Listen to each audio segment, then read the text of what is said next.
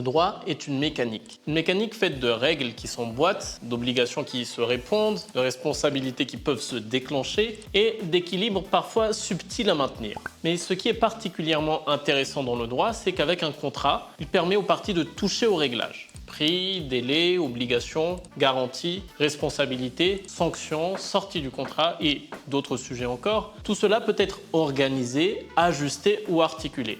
Lorsqu'un contrat est légalement formé, il ne se contente pas de constater un accord. Il s'impose aux parties au même titre que la loi. Autrement dit, les parties fabriquent elles-mêmes leurs propres règles. Et c'est là que la rédaction contractuelle devient essentielle. Un bon réglage peut sécuriser la relation. Un mauvais réglage peut gripper toute la mécanique. Et c'est justement l'idée de cette série de vidéos Lexica. Entrer dans la mécanique contractuelle de manière simple, pratique, mais rigoureuse. On va voir à quoi servent certaines clauses, quelles erreurs éviter, comment organiser les obligations, comment gérer les responsabilités, comment articuler plusieurs contrats entre eux et plus largement, comment construire un contrat qui tienne debout. Je suis Lalain de l'équipe Lexica et pour cette première vidéo, on va commencer par le commencement, le préambule du contrat.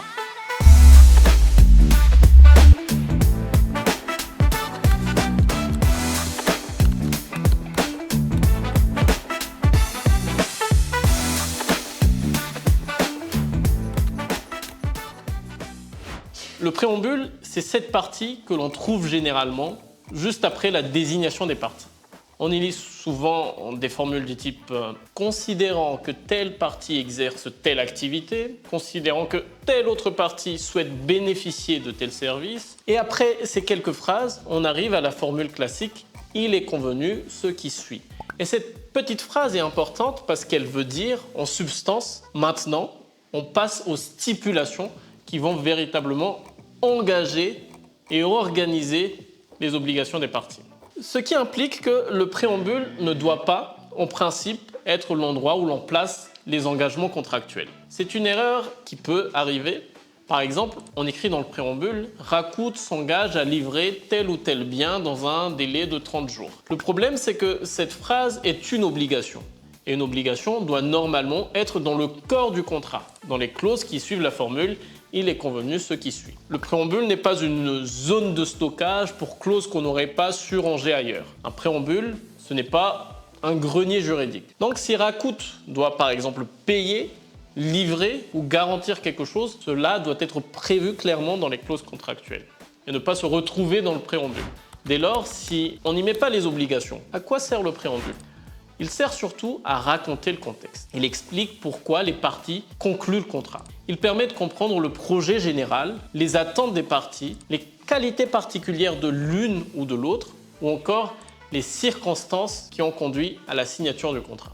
Par exemple, dans un contrat entre Rabé, disons qu'il est producteur de pommes de terre dans la région de Vaknakaraj, et Ranji, revendeur de produits agricoles à Analamang, dans la région d'Analamang. On peut expliquer que Rabé souhaite vendre ses produits à Antananarivo et que Ranji dispose d'une expérience et d'un réseau commercial dans ce territoire. À ce stade, on ne fixe pas encore les obligations précises. On plante le décor. Mais attention, ce n'est pas parce que c'est le décor que c'est inutile.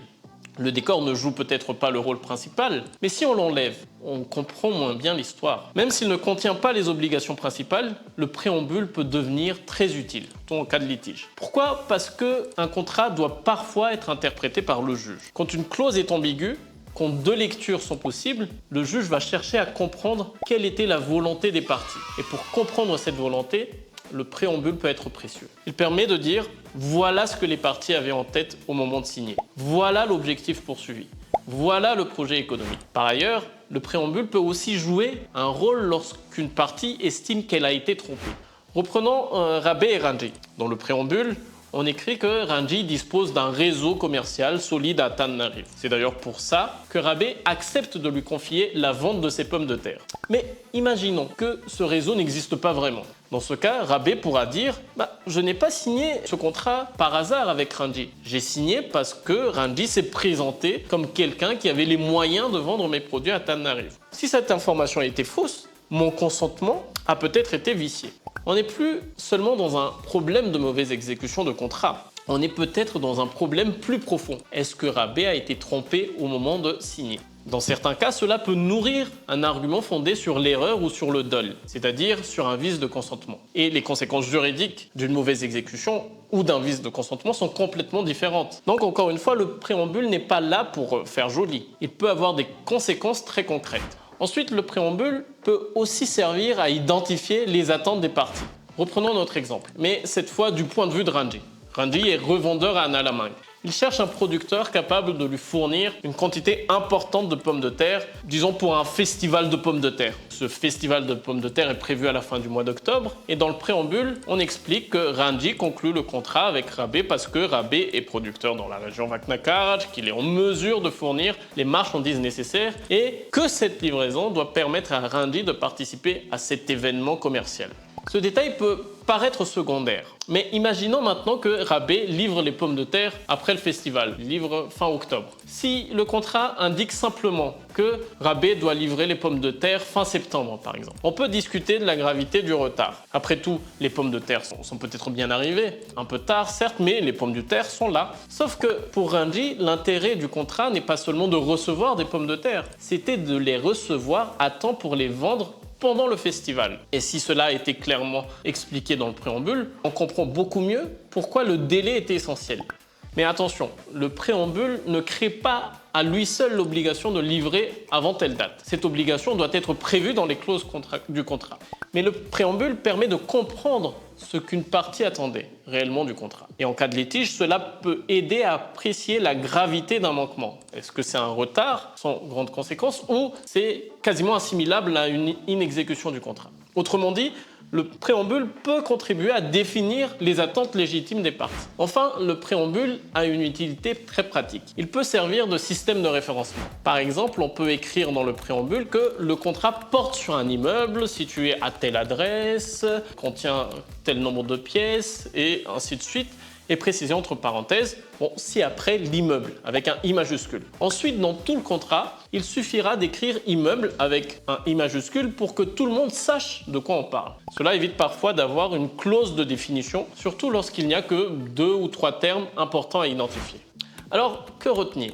Le préambule ne doit pas être surévalué. Ce n'est pas là qu'on place les obligations essentielles du contrat. Mais il ne doit pas non plus être négligé. Il explique le contexte, il éclaire l'intention des parties, il peut aider à interpréter le contrat et il peut devenir important en cas de contestation sur le consentement ou sur les attentes des parties. En pratique, un bon préambule doit être clair, utile et sincère. Pas trop long, pas trop vague, pas purement décoratif. Il doit répondre à une question simple. Pourquoi les parties signent-elles ce contrat? Et une fois que cette question est posée, on peut passer à la suite avec la formule classique « il est convenu ce qui suit ». Et là, justement, dans les prochaines vidéos, on parlera de ce qui suit. À bientôt sur Lexica.